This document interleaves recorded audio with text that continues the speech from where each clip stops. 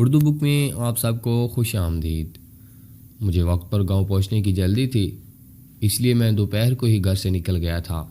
میرا اندازہ یہی تھا کہ شام سے پہلے اپنے گاؤں پہنچ جاؤں گا، مگر ایک ویران جگہ بس خراب ہو گئی۔ پہلے تو ڈرائیور اور اس کا مددگار خود ہی بس میں ہونے والی خرابی کو ٹھیک کرنے کی کوشش کرتے رہے، مگر جب ان سے خرابی دور نہ ہوئی تو ڈرائیور نے اپنے مددگار کو کسی مکینک کو بلانے قریبی قصبے کی طرف بھیجا۔ مکینک کے آنے کے بعد بس کے ٹھیک ہوتے ہوئے شام ہو گئی۔ جب میں اپنی منزل پہ بس سے اترا تو رات کا اندھیرا گہرا ہو گیا تھا۔ گاؤں تک پہنچنے کے لیے مجھے ایک کچے راستے پر چلنا تھا۔ اس راستے پر ابھی مجھے 3 کلومیٹر پیدل سفر کرنا تھا۔ میں بڑی سڑک سے اتر کے گاؤں جانے والی ایک راستے پر چل دیا۔ اس وقت آسمان پہ چاند تھا نہ اس کی چاندنی۔ ستاروں کی ٹمٹماتی روشنی نے ماحول کو خوفناک اور پرسرار بنا دیا تھا۔ رات کے سناٹے میں سفر کا یہ میرا پہلا سفر اتفاق تھا۔ میرا دل زور زور سے دھڑک رہا تھا اور اس خاموشی میں مجھے اپنے دل کی دھڑکن صاف سنائی دے رہی تھی۔ ابھی میں تھوڑا سا راستے ہی طے کر سکتا تھا کہ اچانک ایک الو نے میرے سر کے عین اوپر رات کے سناٹے میں اور پھڑپھڑاتا ہوا ایک درخت سے اڑ کر دوسرے درخت پر جا بیٹھا۔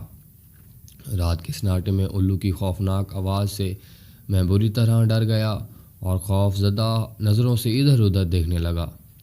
اسی وقت جھاڑیوں میں سرسراہٹ سی ہوئی۔ میں نے چونک کر دیکھا، اونچی اونچی جھاڑیوں کے پیچھے کوئی کھڑا تھا۔ میں ڈر کے پیچھے ہٹا تو کسی چیز سے ٹکرا گیا۔ ڈر کے مارے میرے منہ سے چیخ نکل گئی۔ مڑ کے دیکھا تو درخت تھا۔ میں بدحواسی میں درخت سے ٹکرا گیا۔ پھر اس درخت کے پیچھے ہی مجھے ایک ہیولا سا نظر آیا۔ میں پیچھے ہٹا تو وہ میری طرف بڑھا۔ میں ڈر کے بھاگا اور بھاگتا ہی چلا گیا۔ میں اندھا دھند بھاگ رہا تھا مگر اچانک ٹھٹک کر رک گیا۔ ایک لمبا تڑنگا بھوت میرا راستہ روکے کھڑا تھا۔ میں ڈر کے پیچھے ہٹا تو جھاڑیوں میں سے کسی نے مجھے پکڑنے کی کوشش کی۔ میں چیختا ہوا وہاں سے بھاگا۔ عجیب سرسراہٹیں میرا پیچھا کر رہی تھیں۔ بھاگتے بھاگتے میری نظر اس چڑیر پر پڑ گئی جو بال کھولے درخت سے الٹی لٹکی ہوئی تھی۔ اندھیرے میں اس کی آنکھیں انگاروں کی طرح لگ رہی تھیں۔ وہ مجھ پر چپٹی اور مجھے کہا کہ مجھے پیار کرو، اور وہ میرے اوپر آ گئی۔ ڈر کے مارے میری سانسیں تک نہیں نکل رہی تھیں۔ اس نے اسی وقت میرے سارے کپڑے اتار دیے اور میرے طوطے سے لگ گئی، اور میرا منہ میں ڈال لیا فوراً اور میرے اوپر آ کے خود کرتی رہی۔ جب اسے مزہ آ گیا تو مجھے دھکا دیا تو میں چیختا ہوا بھاگا اور سڑک سے کھیتوں میں اتر گیا۔ میں فصلوں اور جھاڑیوں کو پھلانگتا ہوا بھاگا چلا جا رہا تھا کہ اچانک میرے قدموں تلے سے زمین نکل گئی اور میں منہ کے بل ایک جوہڑ میں گر پڑا۔ کیچڑ سے بھرے اس جوہڑ سے بڑی مشکل سے باہر نکلا۔ کیچڑ اور مٹی کی لیپ سے اب میں خود بھوت لگ رہا تھا۔ سردی سے میری کپ کپی چھوٹ گئی تھی، اس ڈر سے کہ وہ بلائیں پھر مجھ تک نہ آ پہنچیں۔ میں پھر بھاگنے لگا۔ میں ایک لمبا چکر کاٹ کر گاؤں کے قریب پہنچا تو یہاں بھی ایک مصیبت پڑی میری طاق میں تھی۔ گاؤں کے کتے مجھے بھوت سمجھ کر میرے پیچھے پڑ گئے۔ اس نئی مصیبت سے ڈر کے میں بھاگا تو گھر کا راستہ بھول گیا۔ بڑی مشکل سے گھر ملا تو کتے بھی میری طاق میں وہاں آ پہنچے۔ میں نے دونوں ہاتھوں سے دروازہ پیٹ ڈالا۔ کون ہے؟ اندر سے آواز آئی۔ جلدی دروازہ کھولو، میں نے چلا کر کہا۔ میرے چچا زاد بھائی نے دروازہ کھولا مگر میری صورت دیکھ کر گھبرا کر پیچھے ہٹا۔ میں جلدی سے اندر داخل ہو گیا کیونکہ کتے بری طرح سے بھونکتے ہوئے مجھ پر چپٹ رہے تھے۔ کون ہو تم؟ میرے چچا زاد بھائی نے لرزتی ہوئی آواز میں پوچھا۔